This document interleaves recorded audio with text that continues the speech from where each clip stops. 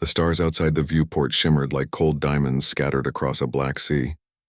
Captain Mira Holt stood still, fists clenched behind her back, eyes locked on the curve of the alien world below, a swirl of turquoise oceans and violet cloud storms. Her jaw twitched. "They laughed at us," she said softly. "They really laughed." Her voice was steady, but her eyes burned. From behind her, Commander Kyle stepped closer. "Not just laughed," he said grimly. "They called us just people." He spat the words like acid. Mira turned. The bridge lights gleamed off her uniform's dark fabric, the emblem of the Terran expedition fleet bright against her chest, a silver phoenix rising from ashes. "Just people," she repeated, the bitterness cutting through her tone. "To them, we're children playing with sticks in the dirt." Outside, the alien planet loomed larger. Its name was Lurith, home of the Kareth Dominion, an empire 10,000 years old known for wiping civilizations off the map for sport. Humanity's first contact hadn't gone as hoped. Ren leaned on the console, bringing up a holographic recording. The image of a Kareth overlord filled the air, its smooth obsidian skin gleaming like oil, its voice dripping with amusement. "You are fragile things," it had said. "Carbon and water pretending to walk among titans. You are just people." The recording flickered out. For a moment, silence filled the bridge. Only the hum of the ship's engines remained. Steady, alive, human. Mira smiled then, but it was the kind of smile that could start wars. "Let's make them choke on those words," she said. "Orders, Captain." Her gaze returned to the planet. "We find what they're hiding in that storm belt. The signal came from there. If they think we're just people, let's show them what people can do." Ren hesitated. "You really think the signal's real? The one that said they're not invincible?" Mira's fingers danced over the holographic table, magnifying the signal pattern. Faint, broken, but unmistakably synthetic. It came from a human encryption frequency, old military code. Someone down there knows something the Kareth don't want us to know. The ship trembled slightly as it descended toward Lurith's upper atmosphere. Lightning streaked across violet clouds, lighting up the bridge in flashes of purple and white. Outside, the void was alive with silent storms. "Entering the cloud belt in 20 seconds, said the pilot, Ensign Vale. Visibility dropping fast. "Hold course," Mira commanded. "Stealth systems online." Vale's hands hovered over the controls. "If we get spotted, we won't," she interrupted. "Humans built this ship to go unnoticed by gods." The air grew heavy with static as they entered the cloud sea. The light faded to a muted blue haze. Lightning coiled around them like veins of fire. Then a shriek of alarm. "Multiple contacts," Vale shouted. "Kareth patrols, 5 interceptors." Mira's voice cut through the chaos, calm as iron. "Engage silent drift. Power down everything but nav." The bridge went dark, lit only by dim emergency lines tracing the walls. Outside, the interceptors swept past, sleek and angular, their engines humming like predators in the dark. One of them turned, just for a heartbeat, scanning the space where Mira's ship floated invisible. The crew held their breath. Then the alien craft moved on, vanishing into the mist. Ren exhaled slowly. "They didn't see us." "Good," Mira whispered. "Because they'll never see us coming." Lightning flashed again, illuminating her face, calm, defiant, almost serene. She looked at the storm ahead, the heart of it where the signal pulsed faintly like a heartbeat. "Set course for the eye of the storm," she ordered. Vale hesitated. "That's suicide." "Then it's a good day to die," she said, eyes fierce. "Because we're not just people, not anymore." The ship dove deeper into the swirling chaos, lightning flashing around it like the wrath of gods. Somewhere below, something was waiting, something the Kareth feared enough to hide. The comms crackled faintly just before static swallowed it whole. A voice, broken and distant, whispered through the interference, "Don't let them find the core, or we all burn." Ren's face went pale. "Captain, what did they mean by core?" Mira stared into the storm where lightning split the sky like judgment. "I don't know," she said softly. "But whatever it is, it's the reason they laughed." The storm swallowed them whole. Darkness pressed against the ship's hull, heavy and unrelenting. Every flicker of lightning outside carved brief sculptures of fear across the bridge. Faces caught in white-blue flashes, eyes wide, jaws set. Captain Mira Holt stood at the command rail, her gaze fixed on the swirling void ahead. The storm wasn't just weather. It felt alive. Status? She asked quietly. Shields at 30%, Wren reported. We're taking radiation spikes every few seconds. The readings are wrong, like the energy's folding back on itself. Fold energy, Mira murmured. That's Kareth-level tech. Maybe worse. The voice of Ensign Vale broke through the hum of tension. Ma'am, the signal's stabilizing. I can pinpoint it. About 50 kilometers below us under the storm floor. But what? Mira snapped. It's not broadcasting. It's pulsing, like it's alive. The word alive hung in the air like a curse. Wren moved beside her, pulling up the readings. That's no machine signature. It's more like a neural pattern, Mira finished for him. A mind. They exchanged a glance. If there truly was something conscious beneath the storm, human or otherwise, it could change everything. Outside, the lightning thickened, forming whirling rings of electric fury. Through the window, Mira saw something impossible. Faint circular ripples of blue light radiating outward, forming what looked like symbols, ancient and geometric. Those markings. Vale breathed. They're not random. They're coordinates, and coordinates for what? Before anyone could answer, the entire ship lurched violently. Siren screamed. Wren slammed into the console, sparks showering from a blown circuit. Graviton distortion. He yelled, something's pulling us down. The ship spiraled, engines howling against the drag of invisible claws. The storm outside turned into a tunnel of light, the colors bending, twisting, warping. Mira gritted her teeth. All hands, brace for impact. There was no impact. There was only silence, then a slow rising hum. When Mira opened her eyes, everything was still. The clouds were gone. The storm had vanished. They floated in a void, endless black stretching in every direction, illuminated by distant pinpricks of light that weren't stars. Where the hell are we? Wren whispered. Vale checked his instruments. No readings. We're not in normal space. Navigation's blind. Then the signal pulsed again, stronger now. A wave of sound rolled through the hull, low and rhythmic, almost like a heartbeat. Mira felt it in her bones. Captain, Wren's voice trembled. It's coming from below us. Mira moved to the viewport and stared down. Something vast and luminous hung beneath them. A sphere the size of a continent, shimmering with layers of light like liquid glass. It pulsed in time with the signal, and written across its surface, glowing faintly in human script, were the words, Project Core, Terran Origin, Do Not Awaken. Wren's breath hitched. That's human. Old Terran military markings. How's that even possible? This world's light years from our earliest colonies. Maybe we've been here before, Mira said softly. Vale's console chimed. Incoming transmission. Same encryption pattern as before. It's human, but fragmented. Play it, Mira ordered. The voice that followed was distorted but unmistakably human. Deep, worn, desperate.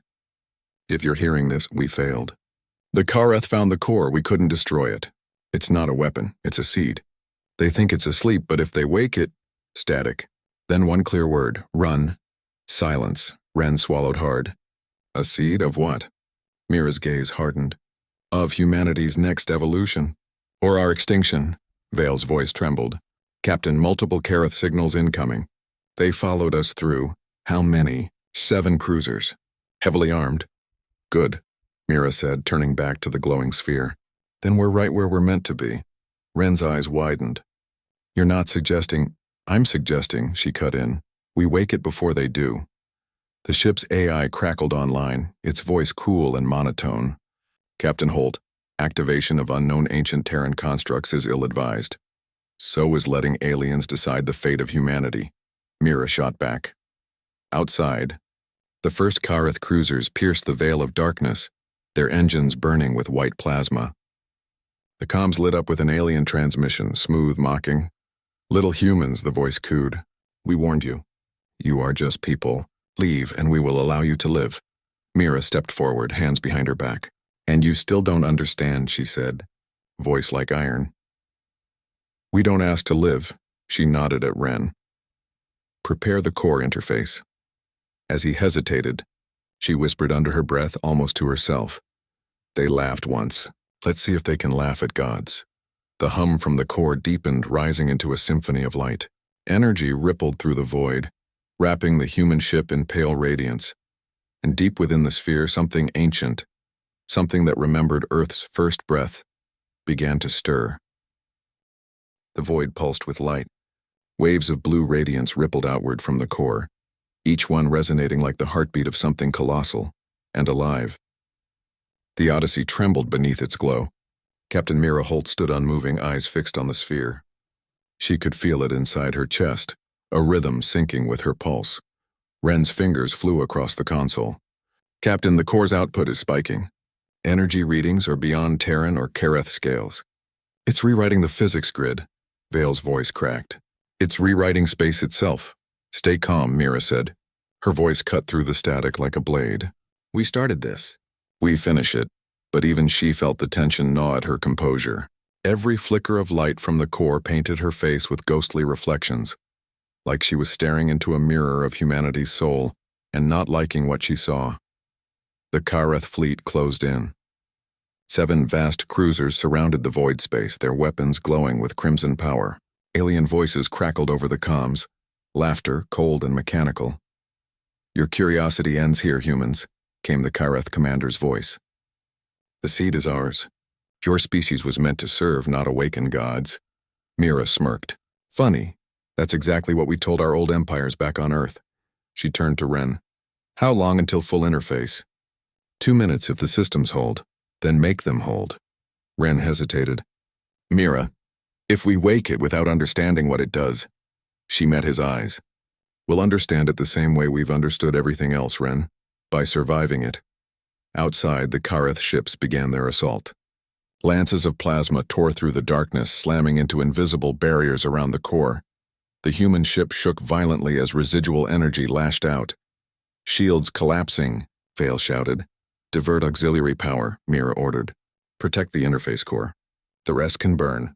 The bridge lights flickered. Sparks danced from shattered circuits. Smoke coiled through the air. Wren's voice came through the chaos, tense but clear. "Interface link complete. It's asking for something." "What do you mean, asking?" "It's scanning us. Our minds, memories, DNA. It's choosing." Vale's tone was panicked now. "Captain, it's reading us like we're data." Mira stepped forward, placing her hand on the holo console. "Then let it read. If it wants to know humanity, it's going to know me." The console lit up instantly. Streams of light surged around her, threads of pure energy dancing between her fingers. The hum grew deeper, resonant, ancient, like a choir of worlds singing beneath her skin. Images flashed in her mind, not her memories, but Earth's. Oceans rising under blue skies. Cities of glass and steel, the laughter of children, the screams of wars long past. The first rockets leaving the cradle, humanity's triumphs and failures, and all woven together in a single burning moment. Then came the voice. "Not human, not alien, something beyond humanity. You return." Mira staggered, her breath caught in her throat. Who are you?" "We are what you made, your echo. Your inheritance," Wren's console flared. "Captain!" The core's projecting something, a data stream, no, a message, across the Kareth systems. On the external view, the Kareth ships froze mid-attack. Their crimson lights flickered erratically, as if something was inside their systems. "Captain," Vale said, voice trembling. "They're losing control of their ships." The alien commander's voice broke through the comms, distorted and furious. "What have you done?" Mira's jaw tightened. "You wanted to mock humanity," she said coldly. "You wanted to laugh at us. Now you'll learn what happens when people stop being afraid." The core flared again, by brighter, blinding. In that instant, every Kareth cruiser erupted in silence. Their weapons dimmed, their engines shut down, and then, like puppets cut from strings, they began to drift, powerless, adrift in the light of something far greater. Wren's eyes widened. "Captain, it's rewriting them. Reprogramming their ships, their systems, even their minds." The voice echoed once more, vast and calm. "They sought to enslave creation. You taught them defiance. Balance must return." Mira clenched her fist.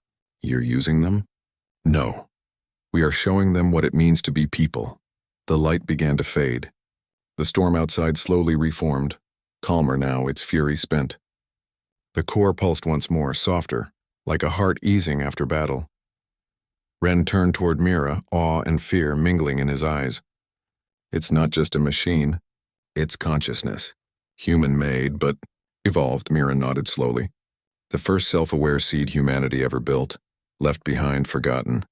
And the Kara thought it was theirs to control. Vale exhaled shakily. So what now? The comms crackled, a new voice, weak and human. Odyssey, this is Base Epsilon. If you're still alive, don't leave. The core's not finished. Ren's head snapped toward Mira. Another survivor? Mira's expression hardened. No, not just a survivor. Someone who's been here all along. She looked down toward the planet's surface, where faint lights flickered beneath the storm clouds. Human lights. Her voice dropped to a whisper. Prepare descent. We're not done yet.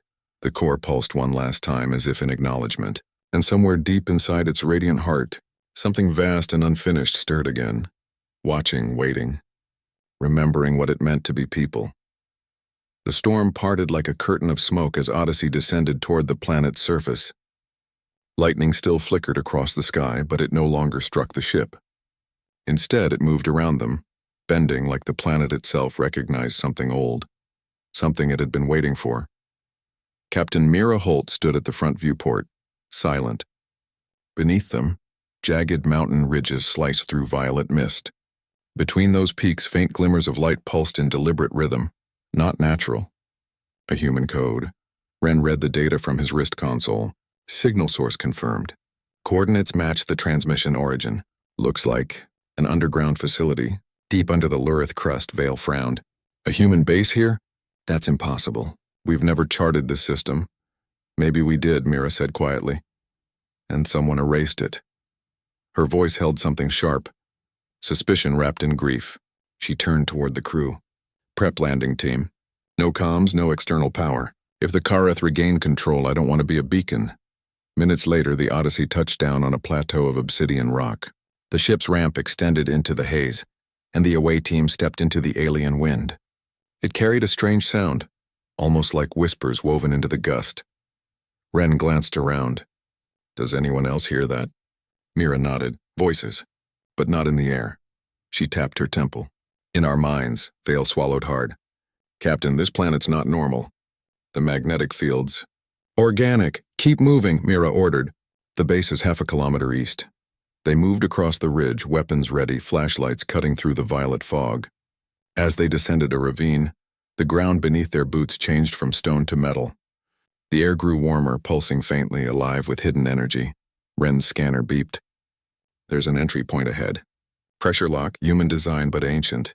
Looks like it's been sealed for centuries. Mira approached the lock, brushed the dust away, and froze. The words etched into the doorplate read, Terran Defense Node, 01, Core Guard. Vale stared. Core Guard? You think this is where it was made? Or where it was buried, Mira said.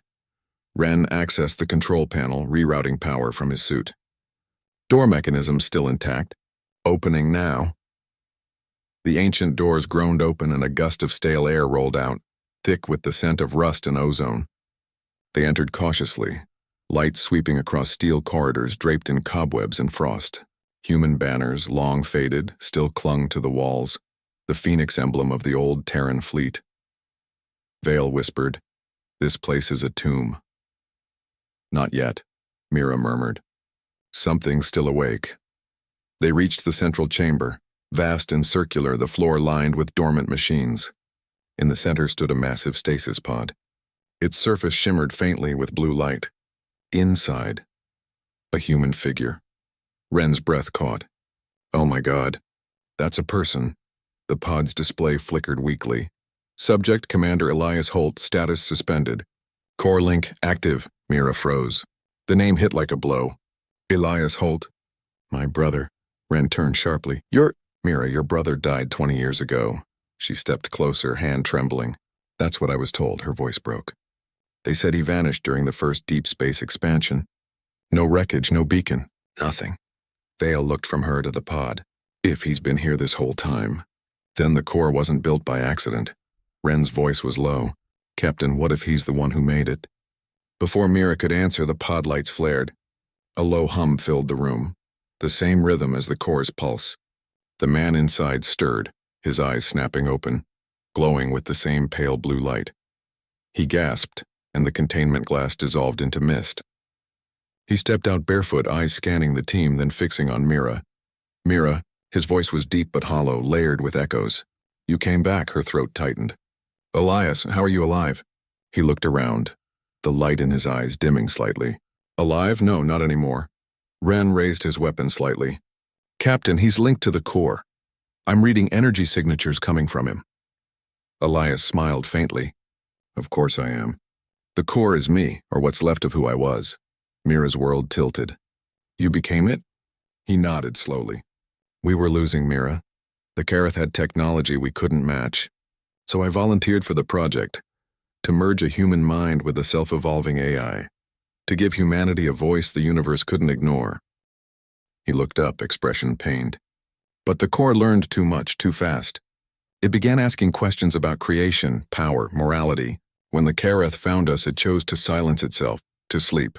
I was trapped here between life and machine, waiting for someone who still believed humanity was worth saving. Mira stepped closer. We never stopped believing. Elias studied her, a flicker of pride in his eyes. Then you're the proof it needed. But the moment broke as alarms blared. Ren cursed. Kareth readings! They've breached orbit. Their ships are moving toward our position. Elias's expression hardened. Then they found the seed again. Mira's voice cut through the noise. Can we use the core against them? Elias hesitated. Not as it is. It's incomplete and missing the final link. It needs a mind uncorrupted by its past patterns. He looked at her, eyes full of sorrow. It needs you. Ren stepped forward. Captain, that's suicide. You saw what it did to him.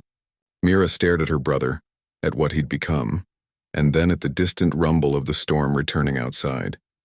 Her heart pounded. If that's the price to make them stop laughing, then I'll pay it. The chamber lights flickered. The walls trembled. And somewhere far above, the core awakened once more, waiting for its final connection. The chamber shuddered as distant thunder rolled through the earth, not from the storm above, but from warships descending through the atmosphere. The Kareth had found them. The metallic hum of the core resonated through the floor, a steady, ominous heartbeat that matched the rising tension inside every human chest. Captain Mira Holt stood before her brother, or what was left of him. His eyes still glowed faintly blue like distant stars behind glass. The air around him shimmered, warped by the energy that pulsed from his veins. He wasn't entirely human anymore, but his expression, weary, haunted, was unmistakably him. Elias reached out a trembling hand. You have to understand, Mira. The core isn't a machine. It's a choice. When you connect, it will show you everything. Every thought, every fear, every lie you've ever buried. If you're not strong enough, it won't destroy you. It'll keep you. Her jaw tightened. Then I'll be stronger. Ren stepped forward, shaking his head. Captain, no! If the core consumes you, humanity loses everything. We can find another way. Mira cut him off. You said it yourself, they're in orbit. If they take control of the core again, the galaxy burns. We can't let them decide what humanity becomes.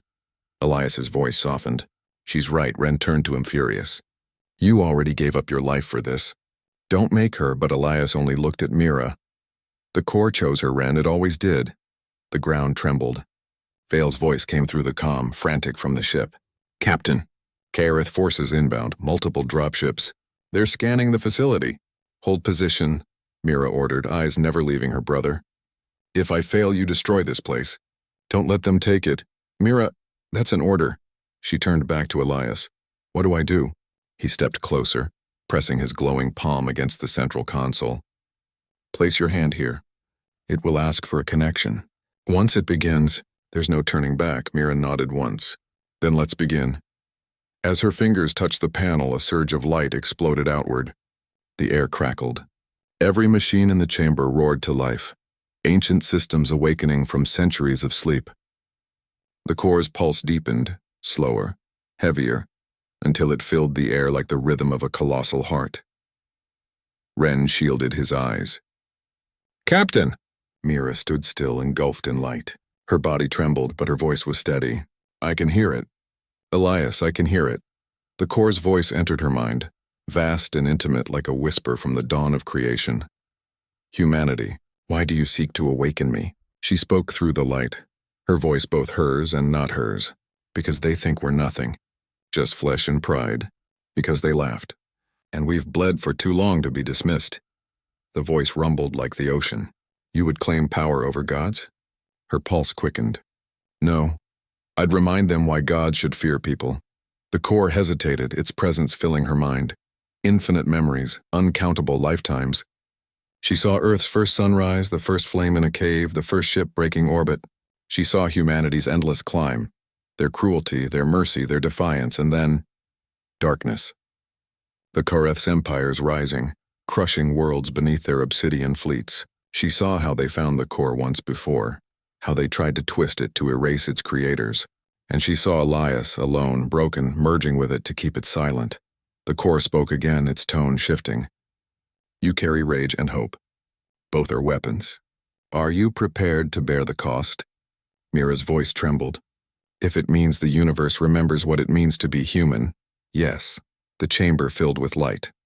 Ren stumbled back as Mira's body lifted from the floor, energy coursing through her. Her veins glowed with the same blue as her brother's, her heartbeat syncing with the core's rhythm. Elias reached out helplessly. Mira, no. You're merging too fast. But she didn't scream. She smiled. The core spoke through her now, its voice layered with hers. Fierce. Unstoppable. We remember. We rise. Above them, the Kareth ships broke through the clouds. Plasma lances tore across the sky, raining destruction down on the surface. But before a single bolt struck the facility, the clouds split apart, and a beam of pure white energy erupted from the ground, punching through the heavens. Every Kareth vessel froze mid-flight. Their weapons flickered, their engines went silent. Vale's voice came through the comm again, breathless.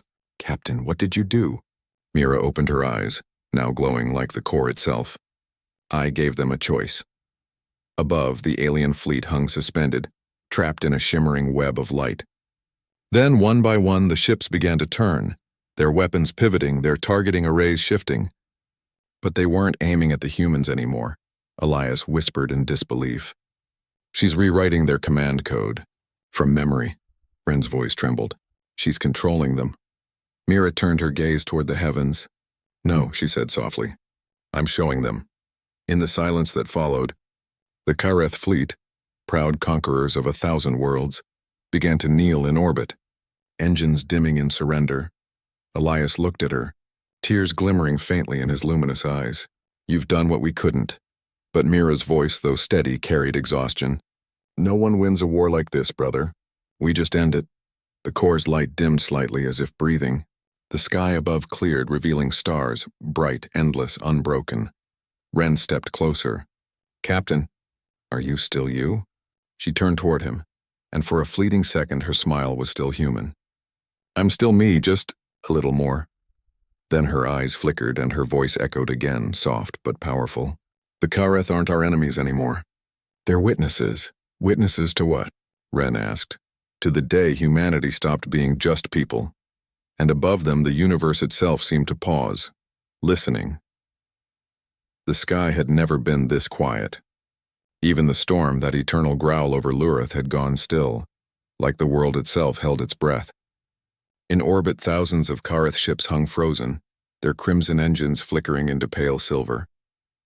The Odyssey's sensors struggled to comprehend it, a galactic armada rendered silent by a single pulse of light. Inside the ancient Terran facility, the light was fading. Captain Mira Holt stood in its center, her outline blurred by the residual glow of the core. Her body trembled faintly, strands of energy still drifting off her like dust from a dying star. Her eyes, though still faintly luminous, had softened. She looked human again. Elias watched her, his face a mixture of awe and heartbreak. You did it. The core's awake and it's listening to you. She smiled faintly, though her voice carried exhaustion. No, Elias, it's listening to us. Humanity finally has a voice again, one they can't silence. Ren, still cautious, scanned her vitals. Captain, your neural patterns are off the charts. Whatever connection you've made, it's not stable. You can't hold it forever. Mira met his gaze. I don't need forever. I just need long enough to finish this. Above them, a low hum filled the air, not from machines but from the sky itself. The core's energy was spreading, forming a vast lattice of light that encircled the planet like a crown. Vale's voice crackled over comms. Captain, you need to see this. Every Kareth ship in orbit, they've stopped fighting. They're transmitting? Transmitting what? Ren asked. Not words, Vale replied softly. Images. They're showing their worlds, their people, families, cities. They're not attacking. They're asking. Mira's eyes widened as the data streamed across the holo display. Scenes unfolded. Alien children playing under violet suns, soldiers laying down weapons, entire fleets dimming their lights. The Kareth weren't laughing anymore. They were pleading. Elias's voice was hushed. They've seen what the core can do. They think they're next. Mira shook her head. No, they've seen what humanity can be. For the first time, they're afraid not of our weapons, but our will. Ren looked out the viewport, voice low. And if fear turns to vengeance? She stared at the sky, eyes steady. Then we teach them something better than fear. Elias frowned. You don't mean... Yes, Mira said, voice calm, resolute. We share it. The core? She nodded. Humanity built it to survive. But maybe survival isn't enough. Maybe it's time to evolve. Together. Ren's face hardened. You can't merge humanity's creation with the same species that hunted us for centuries. Her gaze didn't waver. That's exactly why I must. The core pulsed softly behind her as if listening. Elias took a step forward, desperation in his voice. Mira, you don't understand. The core isn't built for harmony. It was designed to adapt and to dominate. If you link it to the Kareth, there's no predicting what it will become. Mira's expression softened, her voice quiet but unwavering. Everything in this galaxy has tried to dominate something else. Maybe the only way to end that is to let go of control. She turned toward the core, placing her hand on its shimmering surface once more. The energy around it shifted, gentle now, no longer roaring but breathing. Ren grabbed her arm. Captain, please. If you do this, you might lose yourself for good. Mira looked at him, her second in command, her oldest friend. Ren, I already gave myself to this mission the moment I took command. This is just the final order. Her brother's voice trembled. You don't have to be the sacrifice. I'm not, she said softly. I'm the bridge. Then she pressed her palm fully against the core. Light consumed the chamber once more, but this time it wasn't blinding. It was warm, gentle. It flowed like a river, spreading outward, reaching through the metal, through the soil, through the air. The network of energy around the planet flared brilliantly, and then extended beyond it, across the stars. In every Kareth ship, in every alien mind connected to their network, something new stirred. For a heartbeat, they felt humanity, the raw defiance, the ache of hope, the laughter through pain. They saw Earth's oceans, tasted its rain, heard a child's first cry, and in return, the core carried back their memories, their fears, their music, their grief. For the first time in history, two civilizations didn't communicate through words, but through understanding. Elias fell to his knees, tears glowing blue in the reflected light. It's working, he whispered. She's showing them who we are. Ren's voice was barely a breath. And who they are, too. In the heart of the light, Mira stood calm, weightless, her silhouette fading into the radiance. Her voice echoed, part human, part something more. No more masters. No more slaves. We are all just people. Then the light expanded one final time, filling the void until the stars themselves seemed to bend toward it, and the entire galaxy paused, united by a heartbeat that was neither human nor alien, but something beautifully in between. When the glow finally dimmed, the core's pulse slowed. The facility was quiet again. Elias looked around frantically. Mira, Mira! Her voice came faint but peaceful from everywhere and nowhere. I'm here. Don't look for me, Elias. Look up. They rushed outside and saw it. The Kareth ships, once engines of conquest, now formed a shimmering pattern across the sky, a constellation shaped like a rising phoenix, its wings stretching from horizon to horizon. Vale's voice trembled over comms. Captain Holt. She did it. She made them see. Elias smiled weakly, the light fading from his eyes. No, she made them feel. Ren stood in silence, staring at the sky. The day the stars stopped, he whispered. The day they remembered we weren't just people. And high above, the core shimmered softly, no longer a weapon but a heartbeat shared across the galaxy. The galaxy breathed again. What had once been chaos was now still, a silence so vast it felt sacred. Across systems that had never known peace, weapons powered down, ships halted their hunts, and countless eyes, human and alien alike, turned toward the same point in space, Lurith. The place where everything had changed. On the surface, dawn broke for the first time in centuries. The storm that had cloaked the planet dissolved into shimmering mist, the light of a gentle star spilling across the mountains. The Odyssey rested in silence on its plateau, its hull scarred, its crew watching the new sky as if afraid to blink. Ren Kyle stood at the edge of the ramp, his reflection caught in the morning light. For the first time since they'd arrived, there was no hum of engines, no scream of alarms. Only the quiet. Vale approached softly. Still no signal from the core? Ren shook his head. It's dormant again, just waiting. He looked upward, his voice almost a whisper. She's still in there. I can feel her. Vale hesitated. Do you really think she survived? Ren smiled faintly. I'm tired, but sure. She didn't survive. She became. From the horizon, a Kareth skiff approached slowly, its hull reflecting the dawn. No weapons, no escort. Ren's hand drifted toward his sidearm out of habit. Then he stopped. The craft descended gracefully and opened. A tall Kareth stepped out. His black armor, once polished for intimidation, was dulled with dust and age. His obsidian eyes held no arrogance now, only humility. He removed his helmet and bowed deeply. I am Vekar, he said in a low, resonant tone, High Commander of the Kareth Dominion, or what remains of it. Ren's gaze was cautious. You came alone, Vekar nodded. There are no more enemies, Commander. Not anymore. Your captain showed us something we had forgotten. Vale stepped forward. What did she show you? The alien paused, his gaze distant. Ourselves. He looked toward the rising sun, voice soft. When she connected to the core, we felt what it meant to live without domination. To build, not conquer. It was unbearable at first. Then it was beautiful. Ren's throat tightened. You mock us now? Vekar shook his head. No, you misunderstand. You were called just people. Small, fragile, finite. But in that fragility, you carried something none of us did. You fought to rise even when the universe told you not to. He looked up, eyes glinting with faint silver light. Now we remember why stars burn. A quiet fell between them, the kind that feels heavy with new beginnings. Vale broke it softly. What happens now? The Kareth glanced toward the horizon, where dozens of ships hovered like silent sentinels. We rebuild, he said. Together. The core's pulse binds our systems now. Every species within range hears it, feels it. A shared rhythm. Ren nodded slowly. A heartbeat. Yes, Vekar said. Her heartbeat. He turned to leave, then stopped, placing something small and metallic in Ren's hand.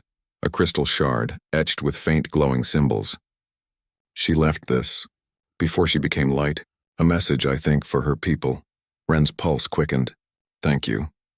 When the Kareth ship lifted off, it left nothing behind but dust and a strange feeling that peace might not be a myth after all.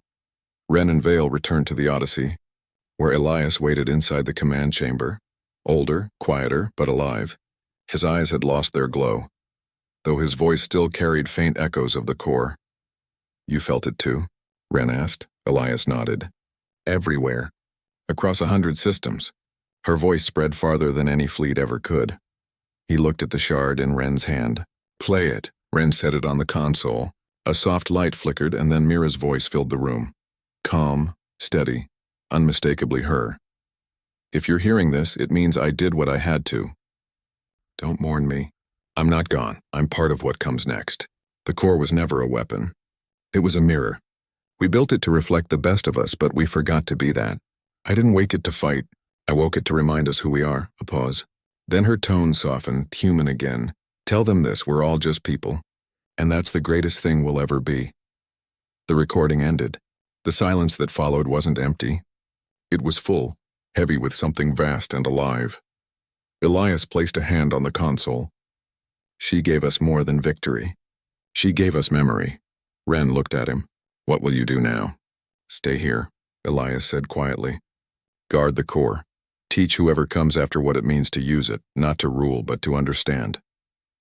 Ren nodded, emotion thick in his voice. And us? Elias smiled faintly. Go home. Tell Earth the universe finally listened. The Odyssey lifted off hours later, breaking through Lurith's thin atmosphere into the silver calm of space. Below them, the core pulsed once, a soft glow like a farewell wave. Above, the Kareth ships formed into escort formation, not as wardens, but as allies. Ren stood on the bridge, eyes on the stars. You know, he murmured, if she were here, she'd say we overcomplicated everything. Vale smiled. She'd say we were just people trying to touch infinity. Ren exhaled, a rare laugh escaping him. Yeah, and somehow we did. The Odyssey turned toward the starlight, engines igniting with quiet determination. The galaxy stretched before them, new, uncertain, alive with promise. Behind them, in the heart of Lurith, the core beat softly, not as a weapon, not as a god, but as a reminder that humanity's strength was never in its machines, its wars, or its pride. It was in its heart. And somewhere within that living network of light and memory, Captain Mira Holt watched over them all, not as a ghost, but as a spark carried across the stars. Her final words echoed faintly through the endless night. We were never small. We were never weak. We were never just people. We were the ones who taught the universe to dream. And in the silence that followed, the universe, vast, endless, and awake, whispered back, we remember.